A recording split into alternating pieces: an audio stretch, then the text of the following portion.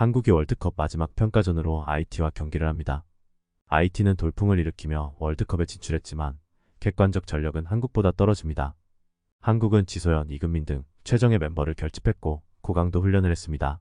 콜린 벤 감독은 활동량에 초점을 맞추고 있고 가상 콜롬비아전 상대인 IT를 상대로 총력전을 예고했습니다.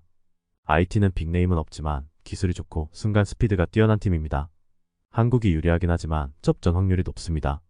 전체적으로 한국의 승리입니다. 최근 10차례 리그 맞대결에서는 요코하마 마리노스가 5승 2무 3패로 우위를 보였습니다. 지난 시즌에는 홈에서 2-1, 원정에서 4-0으로 모두 승리하면서 강세를 이어왔습니다. 요코하마 마리노스 홈에서 열린 올 시즌 첫 리그 맞대결에서는 양팀이 1-1로 비겼는데 경기 내용 자체는 나고야 그랜퍼스가 압도했었습니다.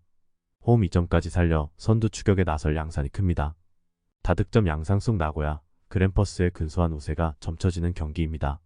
최근 10차례 맞대결에서는 산프레체 히로시마가 5승 3무 2패로 우위를 보였습니다.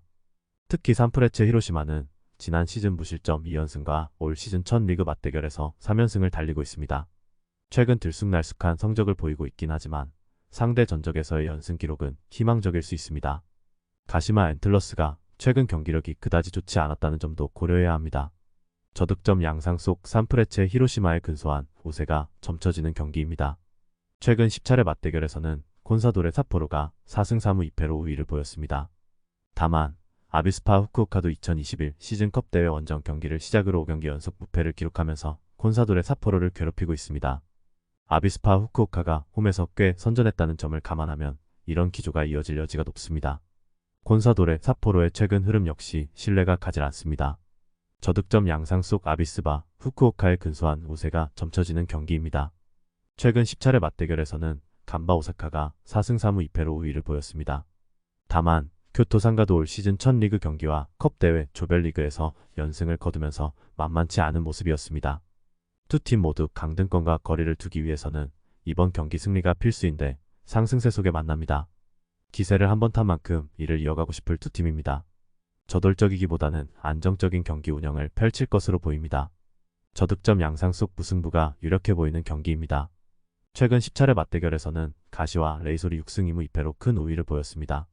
올 시즌 원정 경기에서도 2-1로 승리를 챙기면서 강세를 이어오고 있는 가시와 레이솔입니다.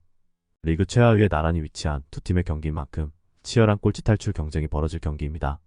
통상적으로 이런 경기에서는 저거고 결과만큼은 일방적으로 한쪽에 치우친 경기 양상이 벌어지는 경우가 다반사입니다. 그렇다면 결국 홈팀이 우세할 수밖에 없습니다.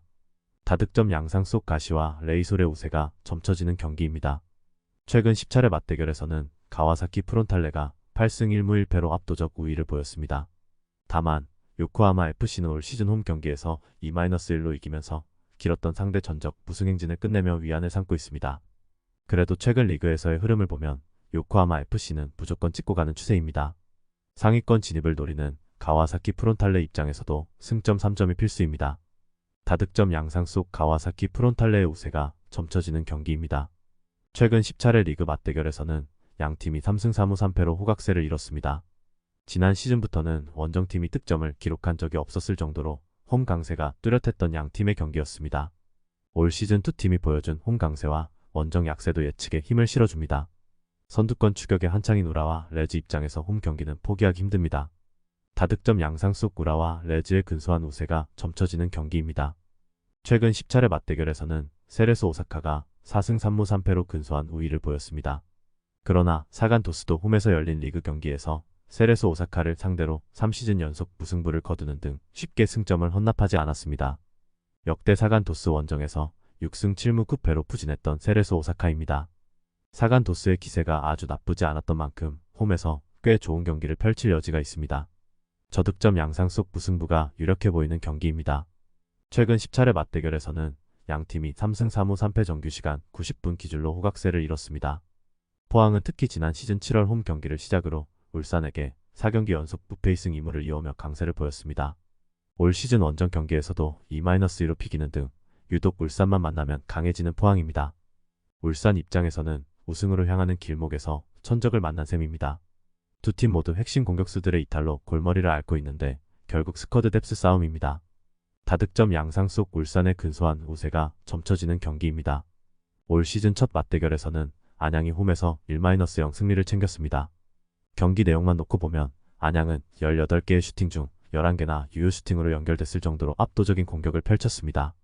청주의 기세가 좋다고 하지만 안양까지 넘기에는 전력차가 뚜렷합니다. 안양 입장에서도 원정 경기이긴 하지만 선두 경쟁을 펼치는 상황에 무승 행진에 빠질 여유가 없습니다. 다득점 양상 속 안양의 근소한 우세가 점쳐지는 경기입니다. 올 시즌 첫 맞대결에서는 이랜드가 3-2 승리를 챙겼습니다. 이랜드는 이날 승리를 기점으로 본격적인 상승세를 타기 시작했는데 이번에도 2경기 연속 무승에서 벗어날 기회로 삼고 있습니다. 무엇보다 올 시즌 천안은 그 어떤 팀도 범접하기 힘들 정도의 토템력을 갖추고 있습니다. 내심 상위권 진입을 노리는 이랜드 입장에서는 반드시 잡고 가야 할 경기입니다. 새롭게 영입한 송시우도 2경기 만에 데뷔골을 쏘며 팀에 완전히 적응했습니다. 다득점 양상 속 이랜드의 근소한 우세가 점쳐지는 경기입니다. 최근 10차례 맞대결에서는 양팀이 2승 6무 2패로 호각세를 이뤘습니다.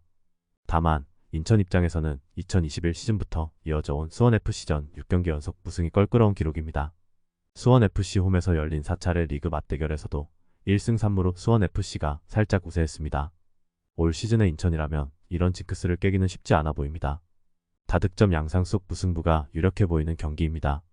최근 10차례 맞대결에서는 전북이 6승 3무로 패배가 없었습니다. 서울만 만나면 펄펄 날았는데 올 시즌 부진 속에서도 서울 원정을 떠나 1-1로 비기는 등 강세를 이어왔습니다. 서울의 마지막 승리는 2017 시즌인데 이마저도 홈 경기였습니다. 한 라운드가 도는 사이 두 팀의 분위기가 많이 바뀌었습니다. 더군다나 이번 경기는 전북의 홈에서 열립니다. 다득점 양상 속 전북의 근소한 우세가 점쳐지는 경기입니다.